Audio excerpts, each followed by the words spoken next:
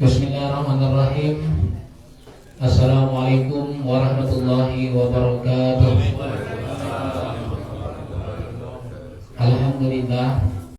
Alhamdulillahilladzi an'amana bi ni'matil imani wal islam wa bi ni'matil hayati wal mamati insyaallah. Asyhadu an la ilaha illallah wahdahu la syarikalah wa asyhadu anna Muhammadan abduhu wa rasuluh la nabiyya ba'dah. Allahumma shalli wa sallim wa barik ala sayyidina Muhammadin ibn Abdillah wa ala alihi wa sahbihi wa man tabi'ahum bi ihsanin ila yaumiddin. Faqala Allah Ta'ala fil Qur'anil Karim, A'udzu billahi minasy syaithanir rajim. Bismillahirrahmanirrahim. Ya ayyuhalladzina amanu la tulhikum amwalukum wala auladukum an dzikrillah wa may yaf'al dzalika fa ulaika humul khasirun wa anfiqu mimma razaqnakum min qabli an ya'tiya ahadakumul maut fayaqula rabbi laula akhartani ila ajalin qarib asaddaqa wa akum minas shalihin wa la yu'akhirallahu nafsan idza jaa ajaluha wallahu khabirun bima ta'malun. Shadaqallahul azim. Amma ba'du. Yang sama-sama kita hormati dan kita muliakan Bapak pengurus pengajian Majelis Doa Nasional Kabupaten Batanghari, Bapak Sekjen dan Bapak pengurus yang lain. Yang kami muliakan Bapak-bapak pegawai syara Masjid Babus Salam RT 11 Simpang Pete, ya Pak Imam ya. Simpang Pete, Desa Sungai Bulu. Bapak Imam, Bapak Khatib, Bapak Muadzin, Bapak-bapak, ibu-ibu, para alim ulama, Sati Pandai, tuan-tuan guru, jamaah majelis duha yang dimuliakan oleh Allah Subhanahu wa taala. Alhamdulillah, pada pagi hari ini mari kita bersyukur kepada Allah Subhanahu wa taala karena pada pagi ini kita masih diberikan nikmat sehat. Sehat jasmani, sehat rohani, masih diberikan kesempatan untuk menambah amal ibadah kita. Mudah-mudahan silaturahmi kita ini, kedatangan bapak-bapak, ibu-ibu di rumah Allah yang mulia ini dicatat sebagai pahala, ya, dicatat sebagai pahala dan akan menjadi amal ibadah kita semuanya. Amin ya rabbal alamin. Tadi Pak Sekjen sudah menyampaikan, Mas Arno sudah menyampaikan waktu sholat subuh ya, mati lampunya Mas Arno di sini ya. Alhamdulillah di pesantren tadi tidak ada mati ya. Nah, mati lampu, hujan lebat, jalan ditutup. Jadi jalan ditutup dalam arti kata belum bisa digunakan gitu Pak Imam ya. Iya. Tambah lagi malam tadi ada armada ya. Saya tidak tahu apa banyak yang ikut meramaikan dalam peringatan hari ulang tahun Batanghari yang ke-74 ini ya. Yang jelas nonton bola juga gitu ya. Luar biasa. Jadi tapi saya yakin kedatangan kita pagi ini tidak sia-sia. Kedatangan kita ini pasti disaksikan oleh Allah Subhanahu wa taala dan dicatat sebagai amal ibadah kita. Salawat dan salam marilah kita hadiahkan kepada junjungan kita Nabi Muhammad sallallahu alaihi wasallam. Mudah-mudahan dengan senantiasa kita melaksanakan amal-amal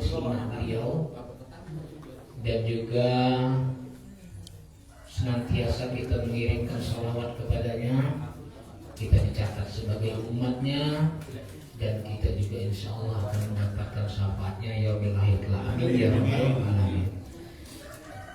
Bapak-bapak dan ibu-ibu yang saya muliakan, pada pagi hari ini pengajian kita akan kita beri judul Fadilatus Shadaqah, ya, Fadilatus Shadaqah. Kalau dalam bahasa Indonesianya diterjemahkan dengan keutamaan bersedekah. Keutamaan bersedekah. Bapak-bapak, ibu-ibu, kalau dalam ayat-ayat suci Al-Quran banyak sekali kita temukan firman Allah yang mengatakan aqimus shalah wa atuz zakah. Dirikanlah sholat, bayarlah zakat. Zakat itu bapak-bapak, ibu-ibu, dibagi menjadi dua. Zakat maktubah, zakat yang hukumnya wajib, dan ada juga zakat masnunah yang hukumnya sunnah. Nah, zakat yang masnunah yang disunnahkan inilah yang biasa kita sebut dengan istilah shadaqah, sedekah. Pemberian dengan sukarela yang kita berikan kepada orang yang membutuhkannya, baik berupa uang maupun barang atau yang lain sebagainya, yang kita berikan hanya semata-mata mengharapkan lillahi ta'ala atau ridho dari Allah Subhanahu wa ta'ala. Itu sedekah. Tapi kalau zakat itu dalam bahasa Arabnya berarti an-namu. An-namu itu artinya tumbuh, berkembang. Jadi dari segi artinya saja Pak, kita sudah dapat mengambil pengertian orang yang berzakat itu pada dasarnya hartanya akan bertambah.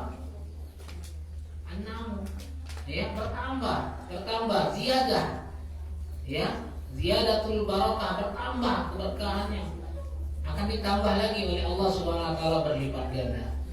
Makanya ketika di dalam sejarah ketika Rasulullah SAW wafat, ya, ketika Rasulullah SAW wafat, maka beliau digantikan sebagai pemimpin negara atau kepala pemerintahan itu adalah sahabat beliau sekaligus mertua beliau yang bernama Abu Bakar As-Siddiq. Itu program kerja sebagai kepala negara yang pertama kali Abu Bakar As-Siddiq lakukan itu adalah memerangi orang-orang yang murtad. Pertama, Pak. Banyak umat Islam pada saat itu begitu mendengar Rasulullah SAW wafat, oh berarti sudah habis cerita umat Islam, cerita Islam, syariat Islam, agama Islam selesai. Kenapa? Karena Rasulnya sudah wafat. Kemudian yang kedua, apa yang dilakukan lagi oleh Abu Bakar Siddiq? Yang kedua adalah memerangi orang-orang yang mengaku dirinya sebagai nabi, seperti yang dilakukan oleh Musailamah Al-Kadzdzab. Dan yang ketiga, Abu Bakar ini luar biasa cerdasnya Abu Bakar. Dia yang ketiga program kerjanya adalah memerangi orang-orang yang tidak mau membayar zakat. Ya, orang yang nggak mau bayar zakat diperangi, orang yang murtad diperangi, orang yang mengaku dirinya sebagai nabi, ya, diperangi. Makanya waktu itu sahabat banyak yang protes dengan Abu Bakar Siddiq.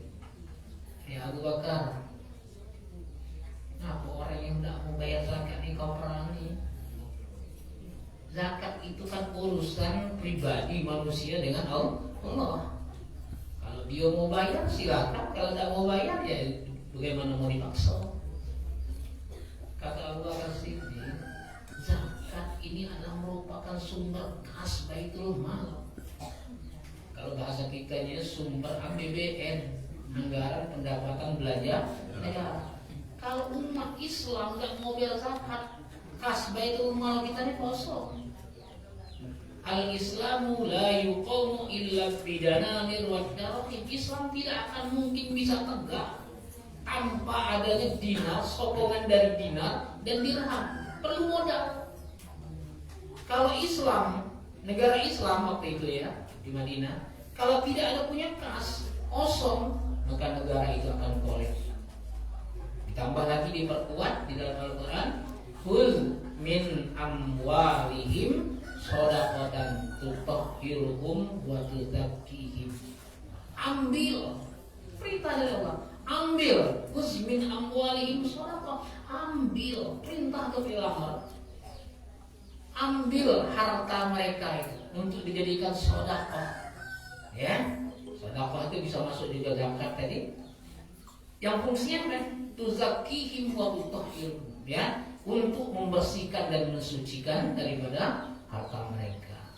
Nah, inilah Bapak Ibu-ibu, rupanya dalam Islam itu coba kita bayangkan.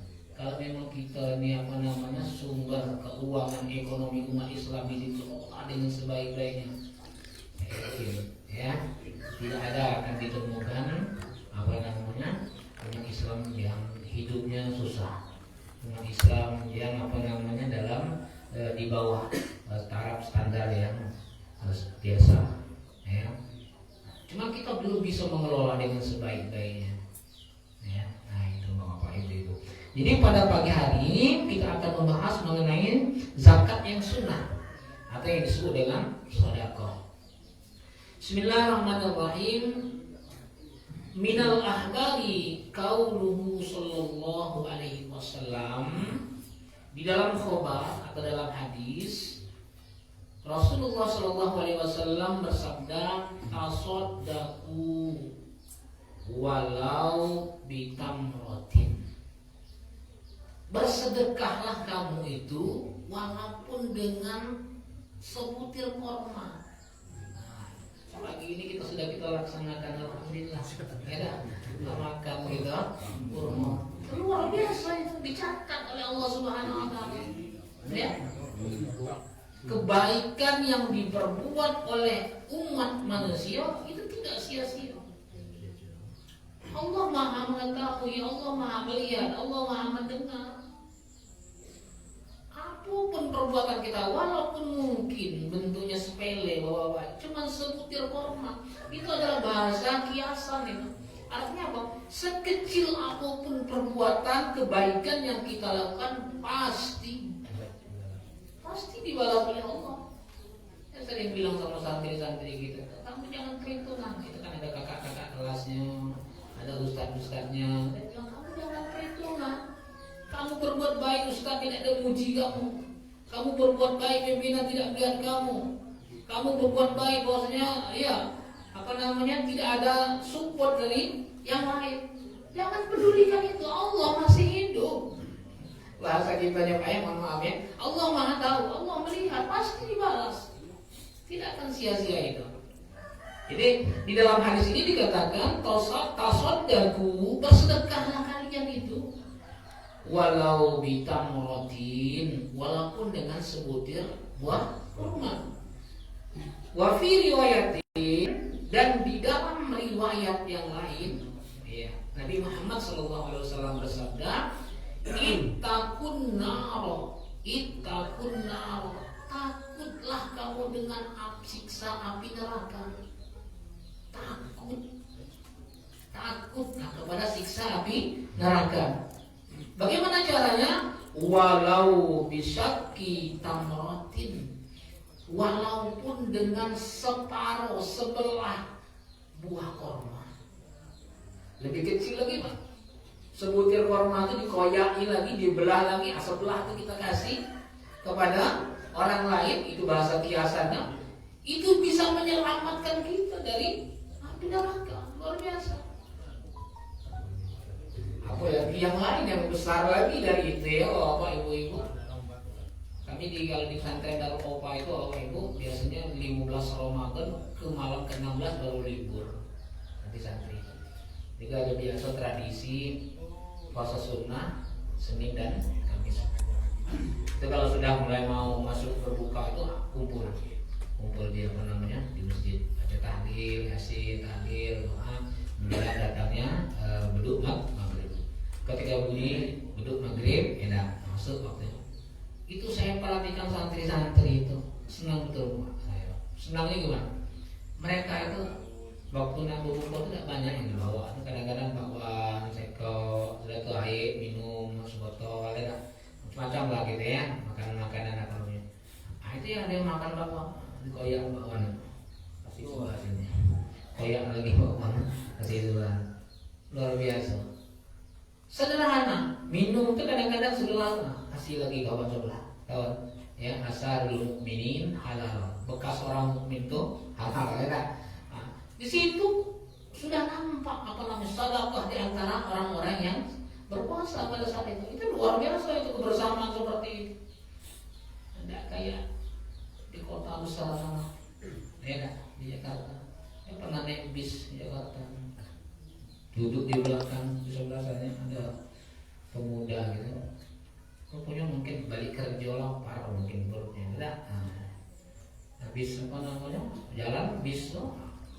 Tasnya ambil sepotong roti, koyak plastiknya, mulai ngunyah gigit. Di sebelah atau ditawarin tidak, dia dapat bilang Bismillahirrahmanirrahim, tak baca terleda, dia makan sampai habis. Awak tengok di sebelah, dadonya basa-basi kawan tuan ya ada. Paling tidak ada lah basa-basi. Apalagi mau bagi-bagi. Di Sumatera Barat itu Pak, salah satu kelebihannya itu bebaso itu tinggi Pak ya. Nah, kalau sudah sama-sama masuk warung, sama-sama makan, cuma kebetulan pesanan kita sudah duluan datang. Pak mau nyumak tuh ngomong dulu dengan Mas Pak, makan Pak, duluan Pak, ya, dulu Pak ya. Padahal sama-sama pesanan kan? Walaupun cuma sifatnya basa-basi itu adalah termasuk nanti yang saya sampaikan di sini. Di sini dikatakan kelanjutannya, walau bisyaki tamratin fa illam tajidu, maka apabila kamu tidak dapat memberikan separuh korma jadi fa bi kalimatin thayyibatin, maka bersedekahlah dengan kalimat-kalimat, dengan kata-kata yang baik. Nah, itu. Kalau tidak bisa memberikan sedekah ya ngomong baik-baik, mohon maaf kepingin saya ingin bersedekah untuk bantu, cuman bagaimana Pak kondisi saat sekarang ini kami apa namanya lagi dalam kesusahan, dapat musibah, insya Allah minggu depan kalau dapat berikan. Itu kalimat-kalimat thayyibah. Kamu kok tiap hari datang terus minta terus sudah, itu kan bantu tidak tapi malah nyakitkan hati Pak ya. Nah itu. Jadi kalau tidak bisa bersedekah dengan baik, paling tidak memberikan kalimat yang baik, kalimat yang menyenangkan. Bapak-bapak, ibu-ibu, memang kondisi saat sekarang ini kita dilema. Kita baca berita viral, pengemis itu ternyata sudah terorganisir. Nampaknya pengemis tapi sudah selesai dia ngemis itu balik pakai bajero ya. Dan pernah itu ditemukan pengemis itu keluar jutaan uang yang dia dapat, ya sangat banyak sekali. Nah, ini jadi juga dilema bagi kita ya. Tapi sebenarnya bagi orang yang bersedekah itu tidak ada masalah. Apakah itu akan diterima sama dia dengan betul-betul orang yang berhak menerimanya, atau mungkin disalahgunakan? Kita yang bersedekah tetap kita mendapatkan pahala. Dulu pernah diriwayatkan bahwa ibu-ibu ada seorang bapak-bapak yang punya kuda yang sangat elok dan bagus. Yang itu Pak ya, kendaraan transportasinya kuda. Kebagusan kuda bapak tersebut sudah termasuk terkenal di mana-mana.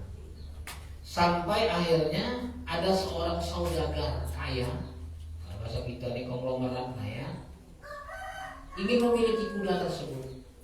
Dia temui bapak itu, Pak, kuda bapak itu biar saya bila yang beli.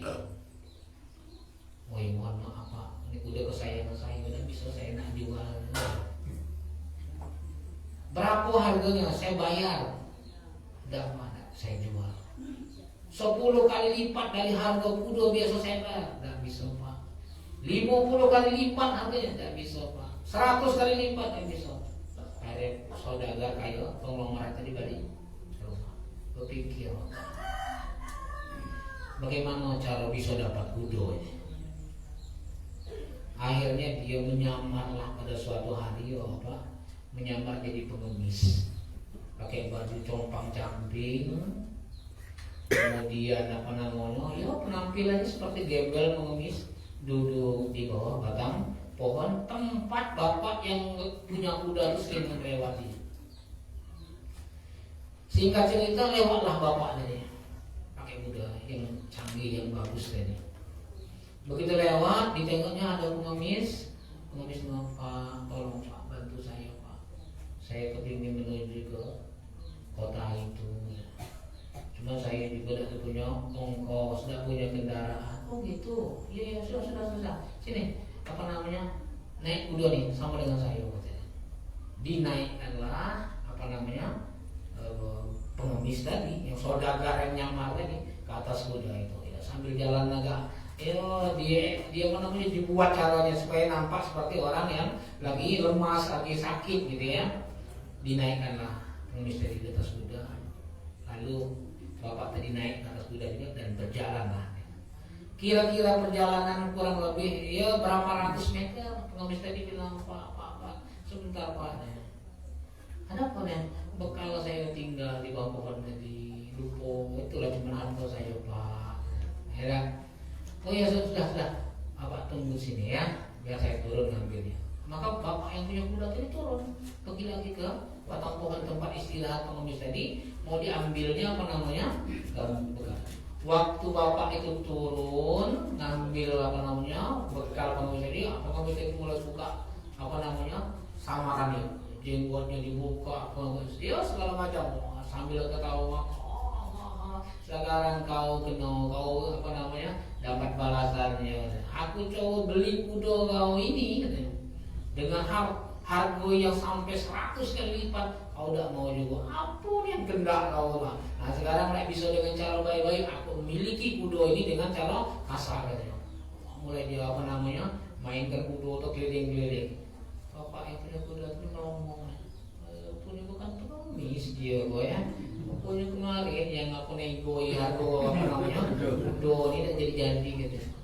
Akhirnya kata bapak yang punya kuda tadi, Pak, kalau memang ini keinginan bapak, saya ikhlas memberikan kuda ini kepada bapak. Silakan ambil Pak. Cuma saya minta satu syarat saja. Apa itu betul? Tolong kejadian hari ini jangan bapak ceritakan kepada orang lain. Kenapa? Kalau kejadian ini bapak ceritakan kepada orang lain tidak mau lagi bersedekah dengan pengemis, tidak mau lagi menolong orang susah, khawatir kena tipu seperti yang saya alami. Saya tadi niat bantu bapak, saya kira bapaknya gembel, saya kira bapaknya pengemis, sebenarnya bapak nipu. Tolong jangan ceritakan ke orang lain, ambil aku doain. Nah, kira-kira seperti itulah Pak, cerita riwayat yang pernah saya baca, lupa saya kitabnya dia. Ya, Bapak dan Ibu-ibu yang saya muliakan, yang selanjutnya di dalam di dalam ayat kitab ini dijelaskan juga bahwasanya Su'ila sallallahu alaihi wasallam ayu sodakoti afdolun. Nabi Muhammad sallallahu alaihi wasallam ditanya oleh para sahabat, ayu sodakoti afdolu. Sodakoh apakah yang paling afdol? Sodakoh apakah yang paling utama? Ditanya oleh para sahabat.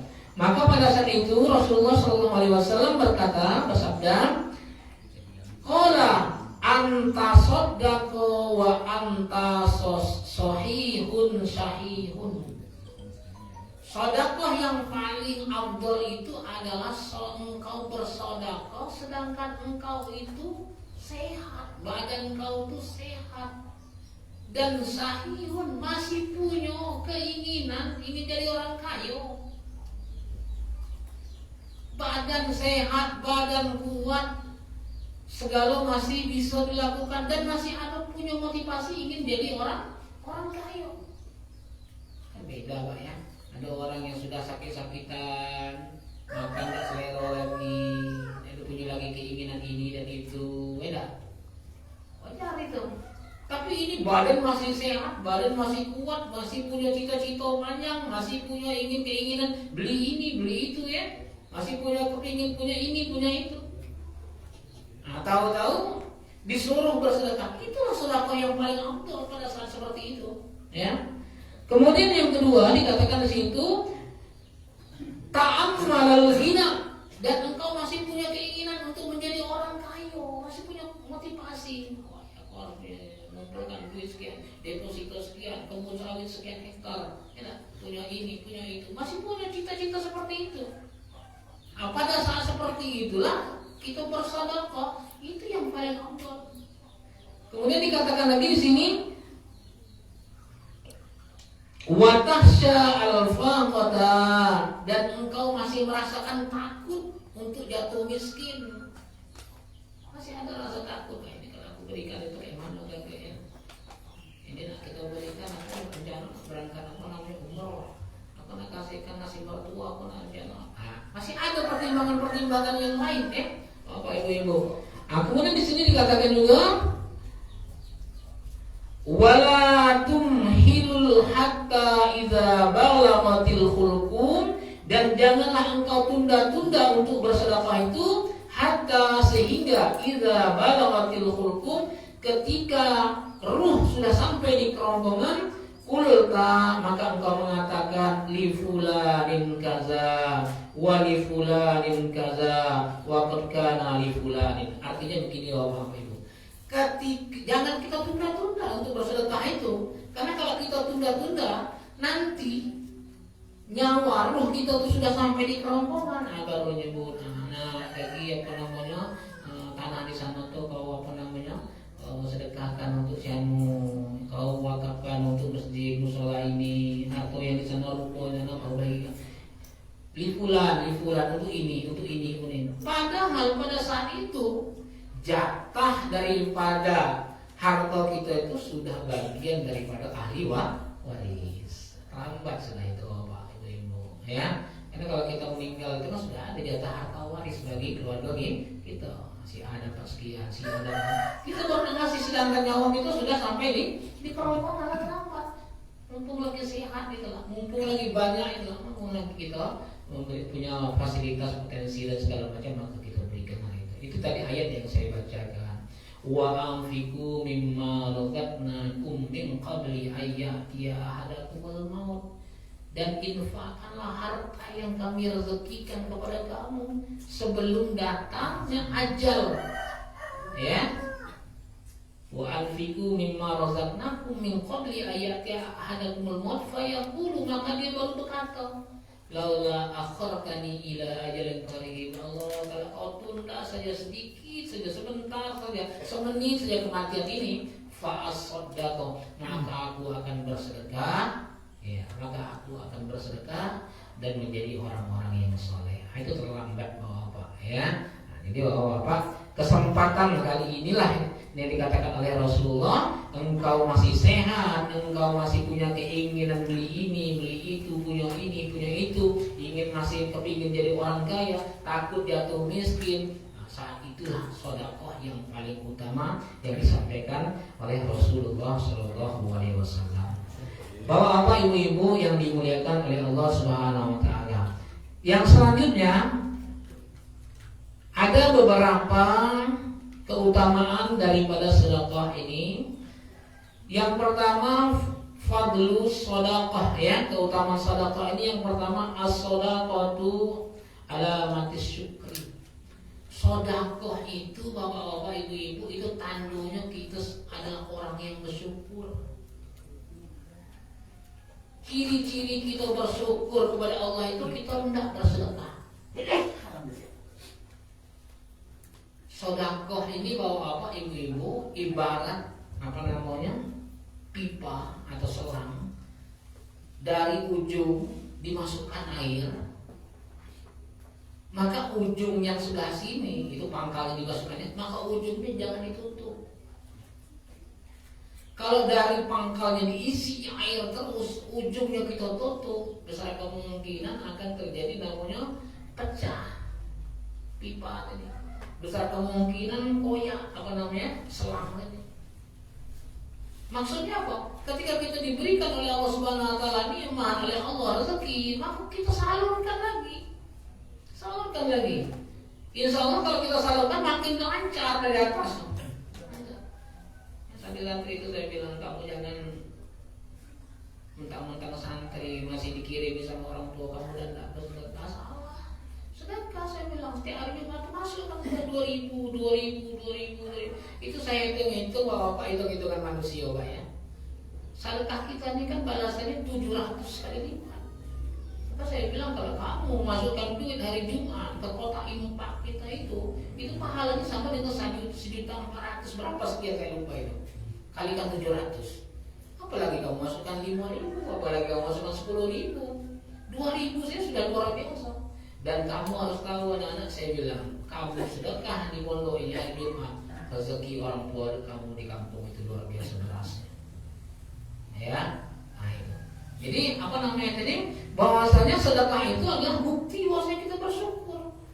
Nah, kalau tidak kita syukuri dengan cara kita salurkan lagi rezeki yang telah Allah berikan itu tadi selang itu akan koyak, pipa itu akan pecah. Nah, itu yang disebut dengan infak terpaksa. Entah itu kebakaran, entah itu ada namanya sakit, ya, bapak ibu semuanya. Nah, itu jadi catatan bagi kita. Kemudian yang kedua, as-shadaqatu tadfa'ul marda awil bala. Sedekah itu bisa mencegah sakit, bisa menyembuhkan penyakit, dan sekaligus bisa menolak segala macam bala. Ini mohon maaf Bapak Ibu, saya cerita ini pengalaman pribadi, ya, pengalaman pribadi. Mudah-mudahan ada manfaatnya bagi kita. Pada tahun 2007 itu saya mengikuti MTQ sebagai pelatih, ya. MTQ Kabupaten Batanghari waktu itu tuan rumahnya adalah Kabupaten Tebo. Jadi waktu itu hari Jumat kami balik disambut di pendopo Bupati. Sudah selesai acara penerimaan oleh Bupati, kami balik masing-masing ke rumah. Waktu itu saya balik ke pesantren, kebetulan waktu itu sudah mau masuk waktu Jumat. Nah, sudah siap mau mandi. Tahu-tahu ayub saya ini datang turun ke rumah. Dia katanya, tolong bantu tuh Anang itu maksudnya suami dia. Anang itu luka. Apa pula luka dah? Iyo deh. Orang anak sholat Jumat, anaknya minta kocei buah logan. Orang anak sholat Jumat minta kocei logan. Itu kan penyakit itu namanya. Ayolah atas. Langsung saya ke atas ke rumah almarhum orang tua saya. Saya tengok mana lukanya, ditutup pakai pakai sapu tangan. Saya buka, kok buka ini buku? Dia bilang kok tinggal kulit ari dikit lagi nempel, tulang putus. Saya bilang, kau bukan lagi luka. Dia bilang kau sudah nak putus jempolnya. Saya bilang kan, ya sudahlah siap-siap kita berangkat ke Puskesmas. Kebetulan Puskesmas yang ada di Simpang Nes itu. Pakai motor kami cepat sana, temui dokter. Pak dokter, minta tolong Pak dokter. Ini pada saya luka. Dibuka lagi sapu tangan. Wah, aku tidak bisa lagi, kata dia. Iya, tidak bisa nih katanya. Tulangnya sudah putus, tinggal kulit ari dikit katanya. Saya bilang, Pak dokter, kami datang ke sini minta tolong disambung lagi. Dia bilang, kalau nak mutusnya saya gunting dari rumah selesai. Dia bilang, apa dia bawa ke Puskesmas? Saya minta tolong sambung lagi. Tidak bisa bisa Pak, kami alat anu segala macam nih. Kalau memang bapak mau ya, dia harus bawa ke Jambi, rumah sakit di Jambi, rumah sakit di Katin. Apapun usahanya bapak kerjakan, saya bilang. Yang penting jempol ipar saya ini nyambung lagi. Ya. Ini waktunya cuma 6 jam ya Pak. Kalau lewat 6 jam, terserah lah bapak. Pokoknya apa namanya, gila. Ya. Akhirnya kesepakatan Pak dokter tadi bawa ambulan ke Jambi, ke rumah sakit di Katil Jambi. Saya balik lagi ke pesantren, saya tengok orang sudah khutbah di rumah, sudah khutbah. Ayo saya bilang, sudahlah kita cepat ke Jambi, kayak mana kondisi, apa namanya suami aku tuh, ayo kami bawa motor, nggak ada kerjakan sholat Jumat lagi, ya. Kondisi apa namanya darurat, saya bilang nanti kita apa namanya kita jamak, kita ganti dengan apa namanya sholat Jumat tadi kita ganti dengan zuhur dalam kondisi darurat gitu kan. Motor kami berdua dengan ayu saya itu sampai ke Jambi. Orang tua saya tadi apa namanya ayah saya masih hidup waktu itu ya. Dia nyusul ke Jambi, bawakan apa namanya baju lah untuk apa namanya itu tadi kan, bawa termos, bawa piring segala macam lah gitu kan. Karena sudah uzur beliau ini, tidak berani lagi nyupir tuh, nyupir mobil Datsun juga, mobil tua Datsun itu, ya, tidak berani dia. Disuruhnya lah apa namanya, Pak Toyo, almarhum Pak bengkel sepeda yang ada di Pendakian itu. Ya, namanya Pak bengkel sepeda.